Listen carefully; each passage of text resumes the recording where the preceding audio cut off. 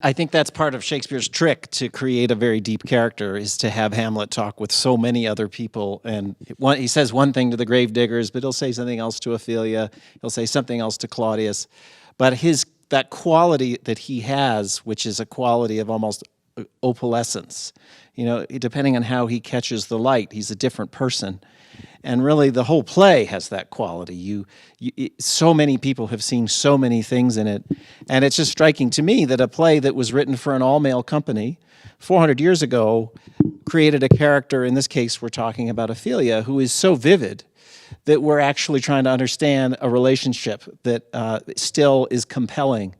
And I just want to thank all of you at Aspen, but you, Ken, in particular, because this is kind of a neighborhood gathering that has actually turned into a panel. But there are so many experts who have weighed in on Hamlet. Yeah. And when I heard about Jerry's theory, I think my first conversation with you, Jerry, is I said, I hear a new theory about Hamlet pretty much every day, and that is the Shakespeare scholarship business. Why is it that you would come up with a new one? And I thought legitimate one. Yeah, well, right. I mean, look, it takes a while to figure out what's going to work and what's not. But your answer to me was interesting, because you said, my skill, what I use in my business, is the ability to spot patterns. And pattern recognition is something that has allowed me to fit Ophelia into what I believe is a larger pattern, and that is about heroines being always loyal. And in the case of this play, I think the difference from my perspective as someone who hears a new theory about Hamlet pretty much every day is that she is a confederate with Hamlet. She decides she's going to go against her father, that the two of them are going to somehow work up this fiction, which is that he is mad. But behind the scenes, they're in this almost Stalin-like court of corruption, and that the two of them together are able to deceive. And I think that's the big move in your theory, and it is one that a lot of English professors, I don't think, would have come up with. Well, I don't think so. If you think about 400 years ago, it was a pretty misogynist world. If you think about Shakespeare's plays and the female protagonist, he's quite unusual given the times. This was Puritan England, the time of the Tudors. I mean, his heroines, they must have been amazingly popular, because it goes against the grain of popular culture. But to me, it's not just that they're in love with the person, and it's not just that they're willing to defy their fathers, which you wouldn't have gotten away with very often at that time period. It's probably, inconceivable, honestly, in a lot of cases. But it's that this is their life choice. They pay the price. Juliet pays the price. Ophelia pays the price. Some others don't. Some others get lucky and find it with Rosalind and Hermia. It all works out well for them. Doesn't work out so well for Desdemona.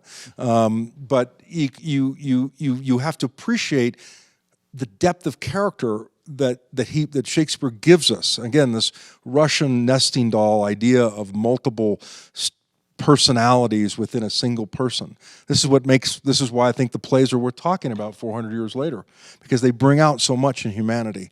We learn so much about ourselves from this. And I really enjoyed our conversation with you, Michael, talking about this view, because I don't think I've ever heard anyone come up with the same idea, and I don't think you said you had either. It was new to me. Yeah, and I think, one key element, I think, also in helping draw some of this out is the sort of social political element that is on top of the play. You have to create a world that is filled with greed and corruption. The previous king has murdered the previous king to obtain the throne. He's won an election. He's garnered public opinion. He's married the wife of the former king, who is the mother of his nephew, and it starts in this really kind of really confusing way, really disgusting way. There is, you do not know what is truth and what is fiction. And by the way, the audience finds it confusing too. Yeah, I don't know who does. Who's there is a pretty open-ended beginning. Yeah, but the idea that you have to create a world that's filled with danger for these protagonists to essentially try to, overcome the barriers that are in front of them. And that obviously is Hamlet's journey in the play, when he discovers from the ghost that, his brother murdered him, and, seeing a ghost, so he's got that at play. He not sure if the ghost is real or not, but also, you know, avenge my death by murdering the current king who's married my wife. Not an easy job. That's not an easy job. You're going to have and be in this sort of existential crisis about right and wrong and what to do. And so through madness, which he says, I will, take on an antic disposition to keep people off bay to hopefully reveal the truth. Finding an ally in that is really key. And that was one of the key things that Jerry and I really, really talked about was, there are many questions around Ophelia. Does Hamlet really love her? Did they consummate the relationship? All these things. Yes, yes, yes.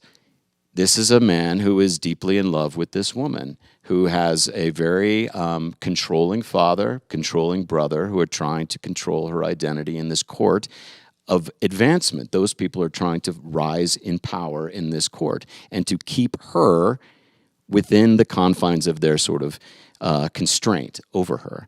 Hamlet is the greatest mind in the play, in my opinion, and he would want to find a partner who exhibits some of those same attributes. And for me, Ophelia is just that, and that was one of the things Jerry and I really talked about was he wants a smart, willful, strong woman. Period. And that is true, And so it became amazing. about how do you formulate this stuff in the play to really help build this sort of complacency between the two of them.